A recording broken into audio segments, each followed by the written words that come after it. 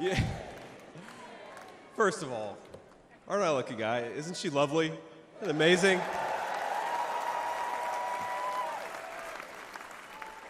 Greetings, Milwaukee, my fellow Americans and my fellow Republicans. My name is J.D. Vance from the great state of Ohio.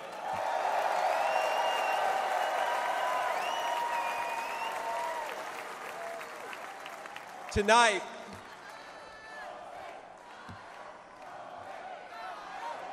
O-H-I-O, O-H-I-O. You guys, we're gonna chill with the Ohio love. We gotta win Michigan too here, so.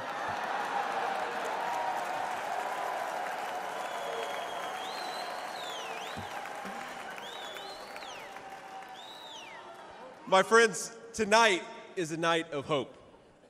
A celebration of what America once was, and with God's grace, what it will soon be again.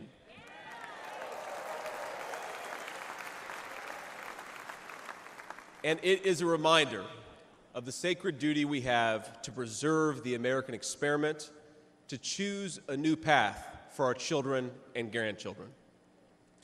But as we meet tonight, we cannot forget that this evening could have been so much different. Instead of a day of celebration, this could have been a day of heartache and mourning. For the last 8 years, President Trump has given everything he had for the people of our country.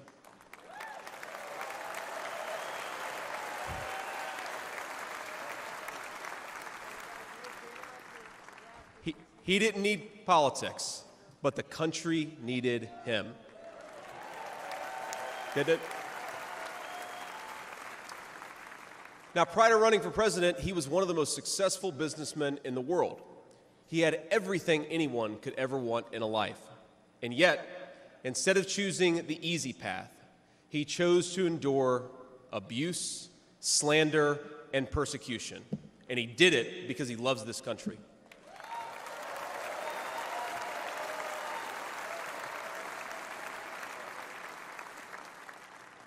I want all Americans to go and watch the video of a would-be assassin coming a quarter of an inch from taking his life.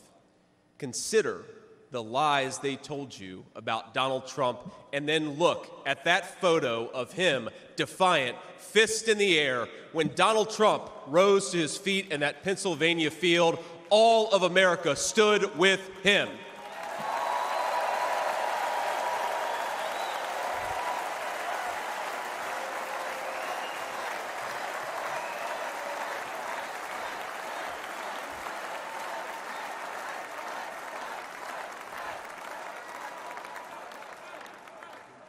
And what did he call us to do for our country? To fight for America. Even in his most perilous moment, we were on his mind. His instinct was for us, for our country, to call us to something higher, to something greater, to once again be citizens who ask what our country needs of us. Now consider what they said. They said he was a tyrant. They said he must be stopped at all costs. But how did he respond? He called for national unity, for national calm, literally right after an assassin nearly took his life.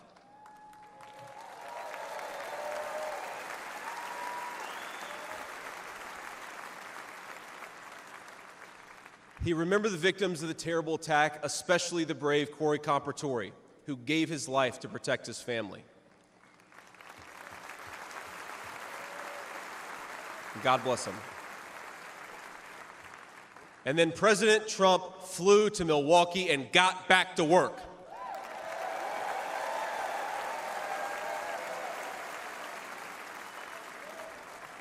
Now that's the man I've gotten to know personally over the last few years.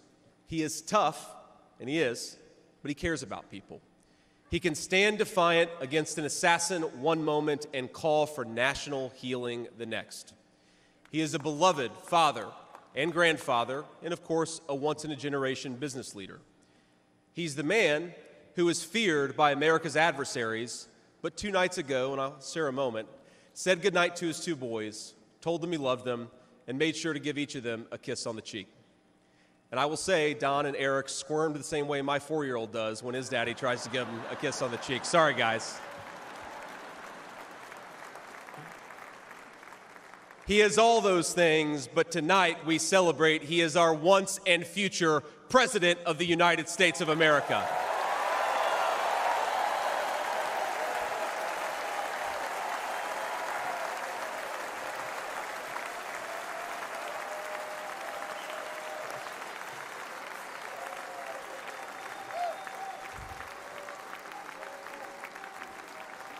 Now, I want to respond to his call for unity myself. We have a big tent in this party on everything from national security to economic policy. But my message to you, my fellow Republicans, is we love this country and we are united to win.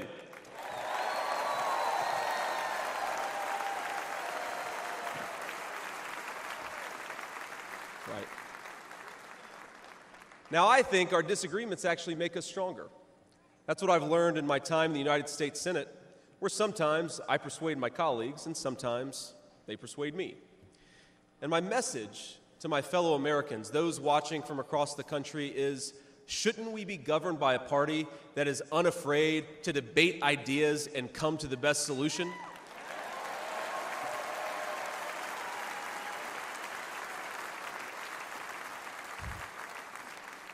That's the Republican Party of the next 4 years, united in our love for this country and committed to free speech and the open exchange of ideas.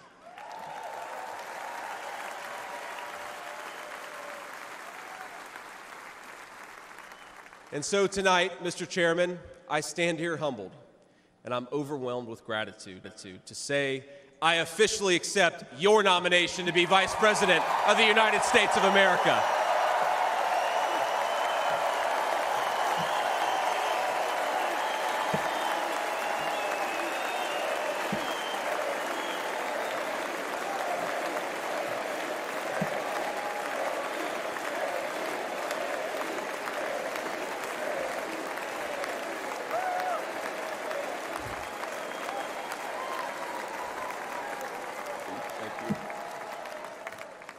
Now, never in my wildest imagination could I have believed that I'd be standing here tonight.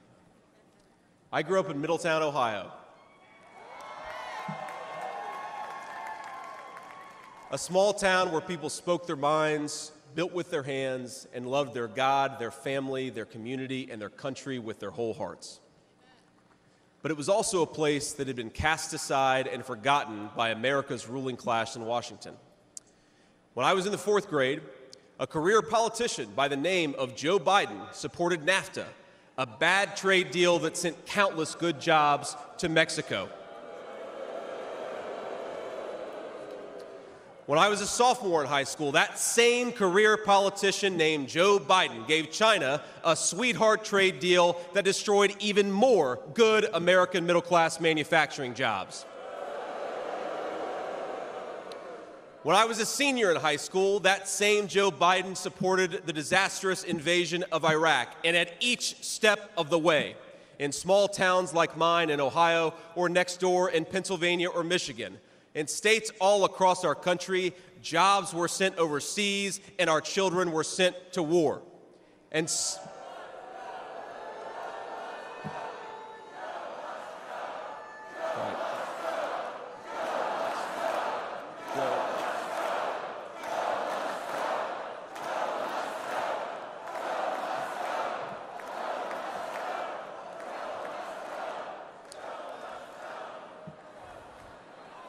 I agree.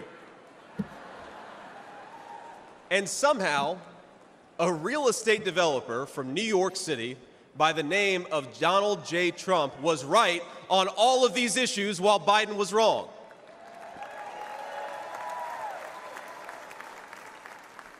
President Trump knew even then that we needed leaders who would put America first.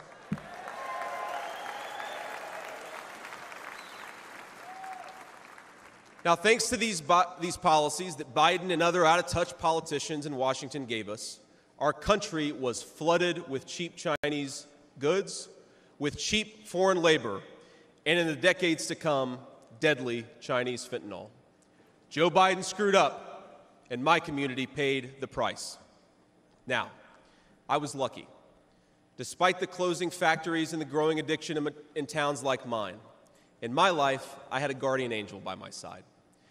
She was an old woman, but she was tough as nails. I called her Mamaw, the name we hillbillies gave to our grandmothers.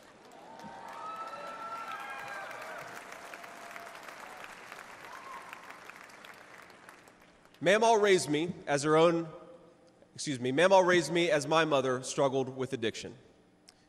Mamaw was in so many ways a woman of contradiction. She loved the Lord, ladies and gentlemen. She was a woman of very deep Christian faith.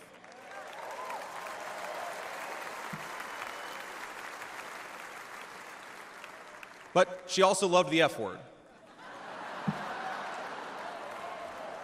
I'm not kidding. She could make a sailor blush.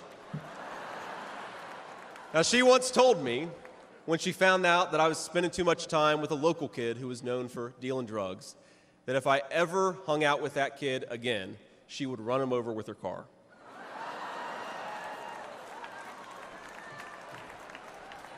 That's true. And she said, JD, no one will ever find out about it.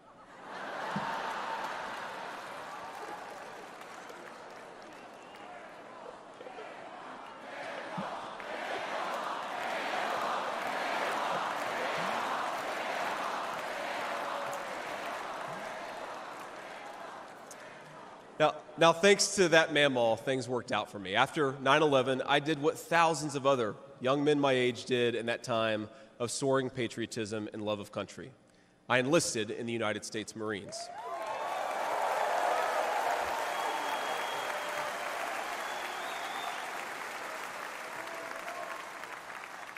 Semper Fi to my fellow Marines. Now, I left the Marines after 4 years and went to the Ohio State University.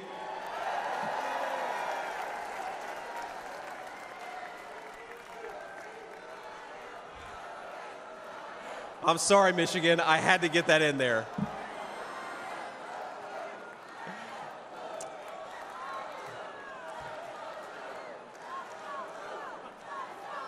Come on, come on. We've had enough political violence. Now, after Ohio State, I went to Yale Law School, where I met my beautiful wife. And then I started businesses to create jobs in the kind of places that I grew up in. Now, my work taught me that there is still so much talent and grit in the American heartland. There really is. But for these places to thrive, my friends, we need a leader who fights for the people who built this country.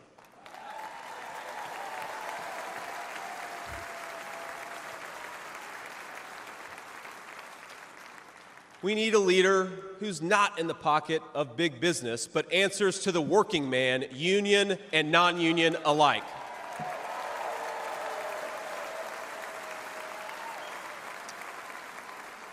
A leader who won't sell out to multinational corporations, but will stand up for American companies and American industry.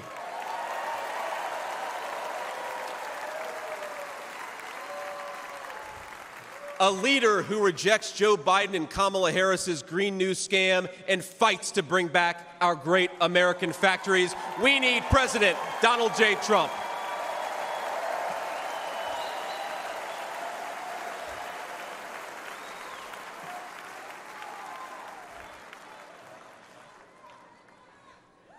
Some people tell me I've lived the American dream, and of course they're right, and I'm so grateful for it.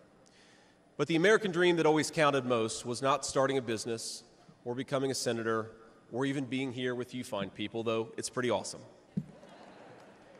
My most important American dream was becoming a good husband and a good dad, of being able to give.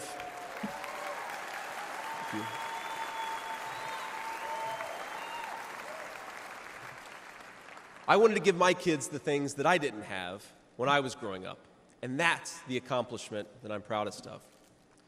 That tonight, I'm joined by my beautiful wife, Usha, an incredible lawyer and a better mom, and our three beautiful kids, Ewan, who's 7, Vivek, who's 4, and Mirabelle, who's 2. Now, they're back at the hotel, and kids, if you're watching, Daddy loves you very much, but get your butts in bed. It's 10 o'clock. But my friends, things did not work out well for a lot of kids I grew up with. Every now and then, I will get a call from a relative back home who asks, "Did you know so-and-so?" And I'll remember a face from years ago, and then I'll hear, "They died of an overdose." As always, America's ruling class wrote the checks. Communities like mine paid the price. For decades, that divide between the few with their power and comfort in Washington and the rest of us only widened. From Iraq to Afghanistan, from the financial crisis to the Great Recession, from open borders to stagnating wages, the people who govern this country have failed and failed again.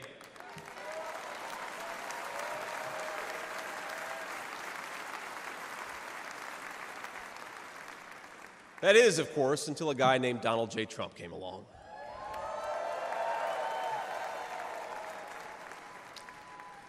President Trump represents America's last best hope to restore what, if lost, may never be found again.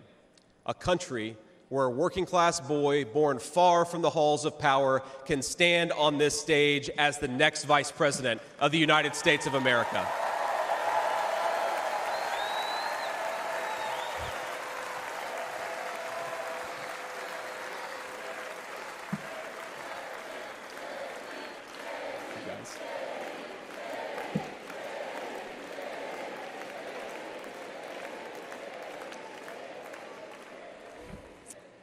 But my fellow Americans here in this stage and watching at home, this moment is not about me, it's about all of us, and it's about who we're fighting for.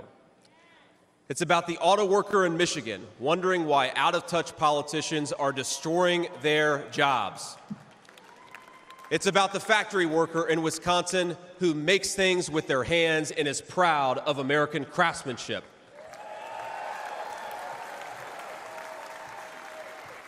It's about the energy worker in Pennsylvania and Ohio who doesn't understand why Joe Biden is willing to buy energy from tin-pot dictators across the world when he could buy it from his own citizens right here in our own country.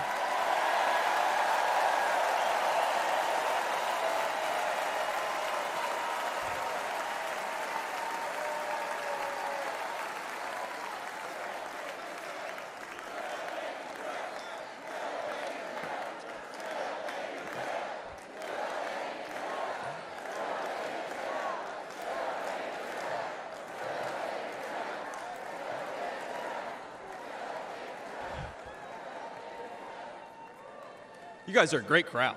Wow. And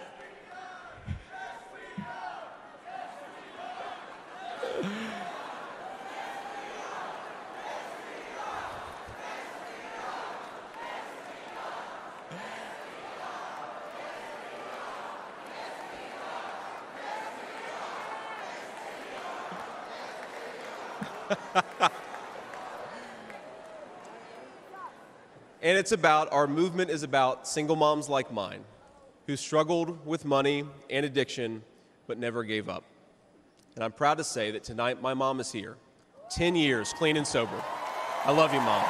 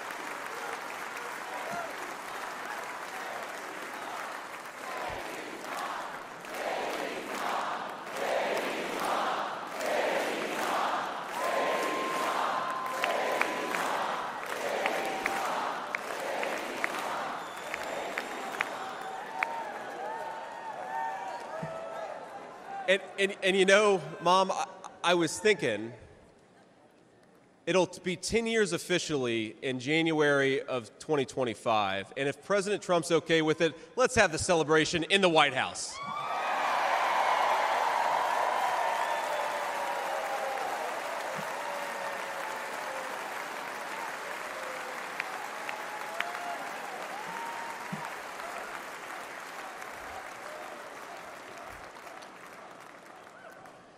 And our movement, ladies and gentlemen, it's about grandparents all across this country who are living on Social Security and raising grandchildren they didn't expect to raise. And while we're on the topic of grandparents, let me tell you another Mamaw story.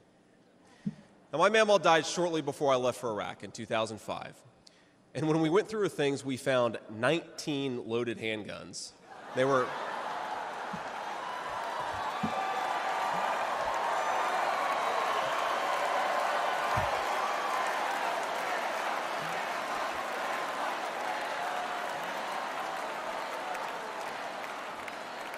Now, the thing is, they were stashed all over her house, under her bed, in her closet, in the silverware drawer.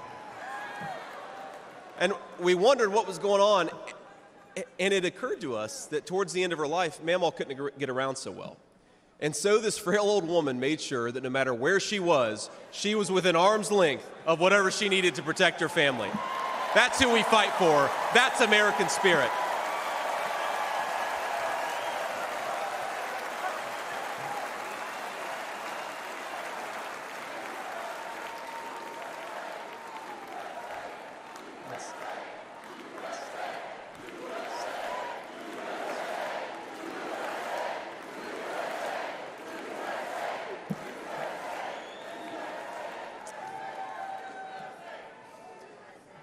Now, Joe Biden has been a politician in Washington for longer than I've been alive, 39 years old.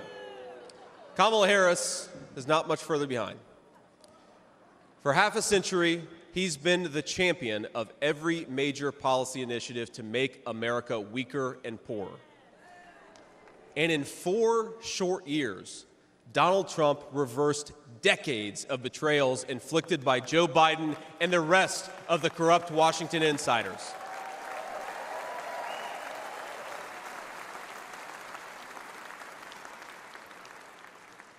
He created the greatest economy in history for workers. Really was amazing. There's this chart that shows worker wages, and they stagnated for pretty much my entire life until President Donald J. Trump came along. Workers' wages went through the roof.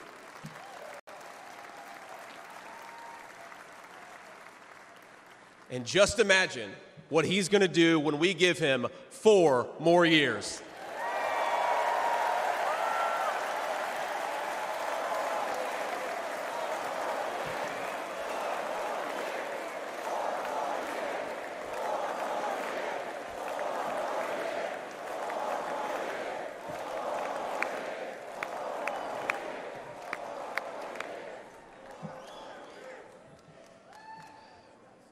Months ago, I heard some young family member observe that their parents' generation, the baby boomers, could afford to buy a home when they first entered the workforce.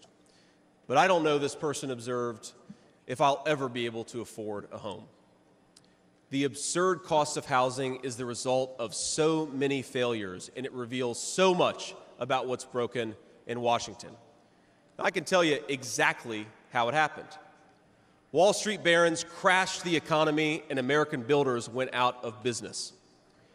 As tradesmen scrambled for jobs, houses stopped being built. The lack of good jobs, of course, led to stagnant wages. And then the Democrats flooded this country with millions of illegal aliens. So citizens had to compete with people who shouldn't even be here for precious housing.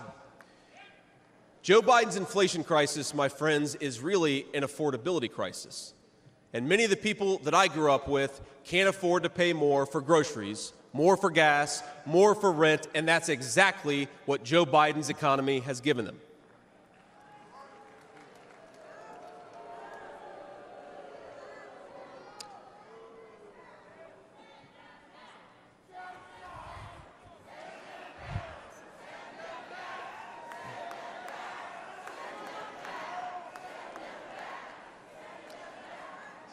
So prices soared, dreams were shattered, and China and the cartels sent fentanyl across the border, adding addiction to the heartache.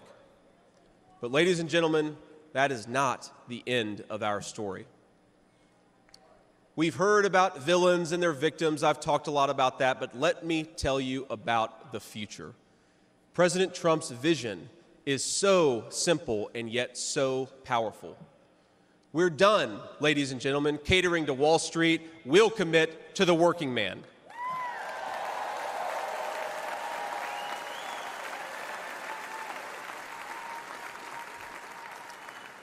We're done importing foreign labor. We're going to fight for American citizens and their good jobs and their good wages.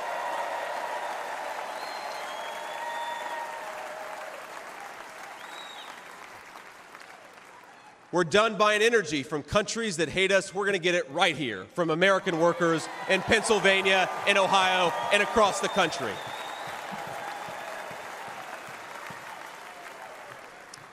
We're done sacrificing supply chains to unlimited global trade, and we're going to stamp more and more products with that beautiful label, Made in the USA.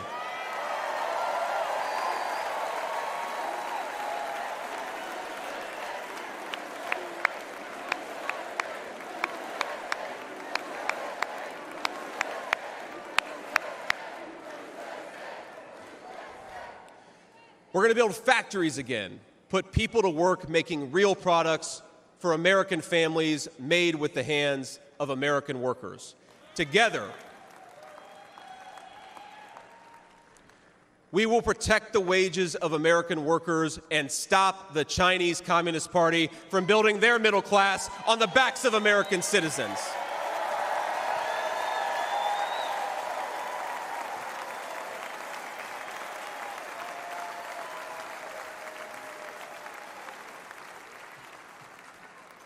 Together, we will make sure our allies share in the burden of securing world peace. No more free rides for nations that betray the generosity of the American taxpayer.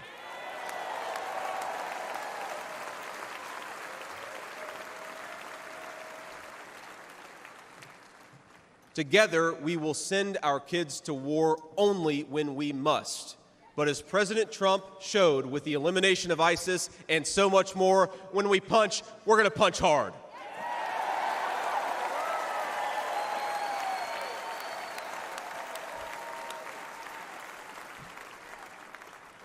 Together, we will put the citizens of America first, whatever the color of their skin. We will, in short, make America great again.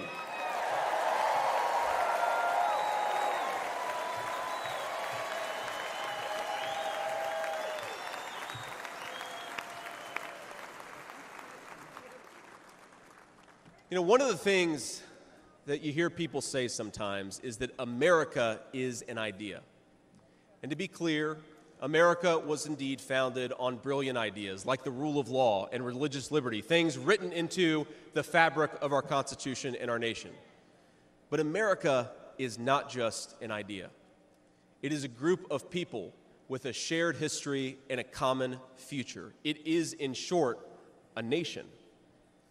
Now, it is part of that tradition, of course, that we welcome newcomers. But when we allow newcomers into our American family, we allow them on our terms.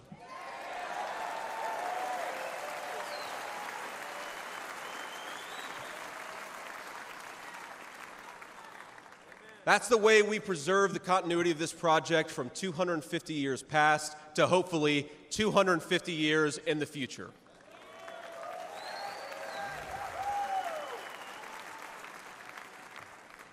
And let me illustrate this with a story, if I may. I'm, of course, married to the daughter of South Asian immigrants to this country. Incredible people. People who genuinely have enriched this country in so many ways. And, of course, I'm biased because I love my wife and her family, but it's true. Now, when I proposed to my wife, we were in law school, and I said, honey, I come with $120,000 worth of law school debt and a cemetery plot on a mountainside in eastern Kentucky.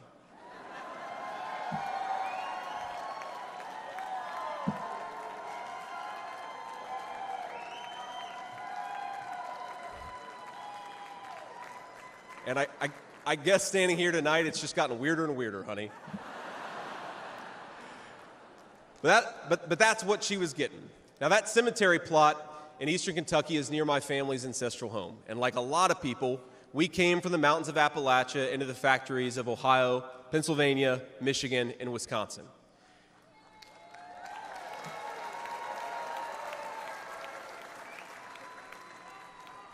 Now that's Kentucky coal country, one of the 10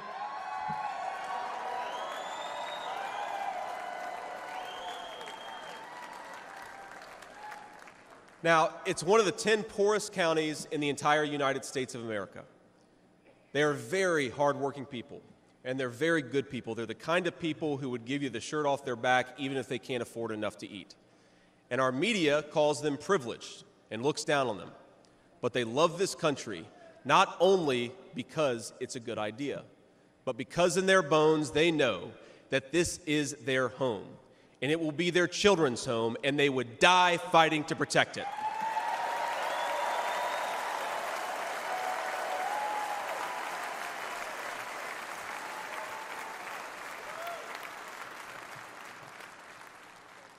That is the source of America's greatness. As a United States Senator, I get to represent millions of people in the great state of Ohio with similar stories, and it is the great honor of my life. Now, in that cemetery, there are people who were born around the time of the Civil War. And if, as I hope, my wife and I are eventually laid to rest there, and our kids follow us, there will be 7 generations just in that small mountain cemetery plot in eastern Kentucky.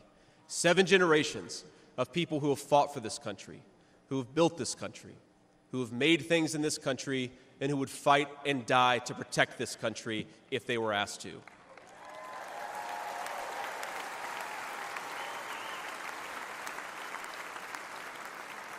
Now that's not just an idea, my friends. That's not just a set of principles. Even though the ideas and the principles are great, that is a homeland. That is our homeland.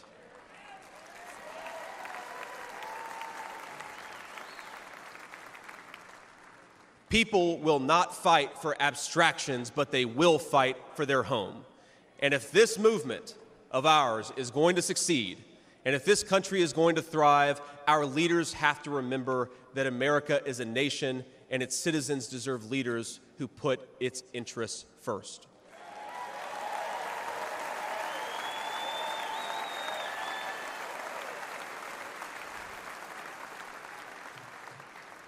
Now, we won't agree on every issue, of course, not even in this room. We may disagree from time to time about how best to reinvigorate American industry and renew American family. That's fine. In fact, it's more than fine. It's good. But never forget that the reason why this united Republican Party exists, why we do this, why we care about those great ideas and that great history, is that we want this nation to thrive for centuries to come.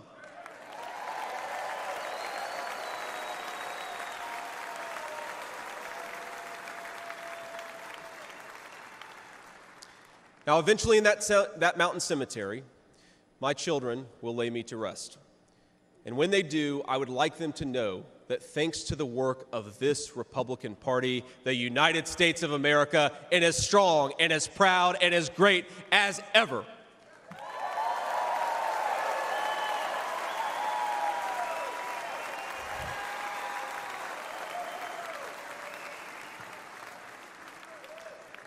That is who we serve, my friends. That is who we fight for. And the only thing that we need to do right now, the most important thing that we can do for those people, for that American nation that we all love, is to re-elect Donald J. Trump, President of the United States.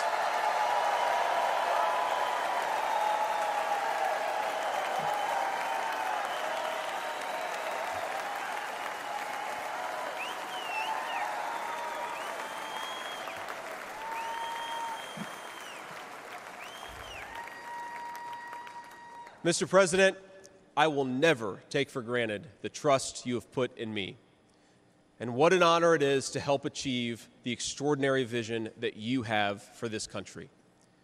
Now, I pledge to every American, no matter your party, I will give you everything I have to serve you and to make this country a place where every dream you have for yourself, your family, and your country will be possible once again.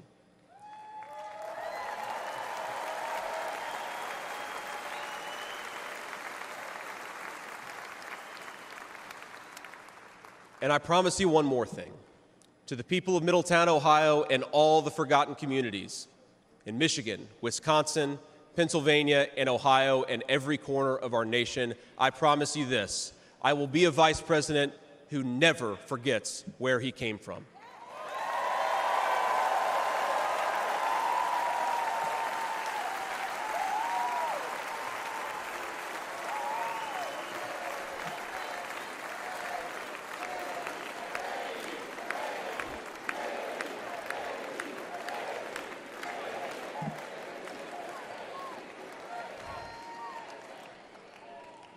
And every single day for the next 4 years, when I walk into that White House to help President Trump, I will be doing it for you, for your family, for your future, and for this great country. Thank you. God bless all of you, and God bless our great country.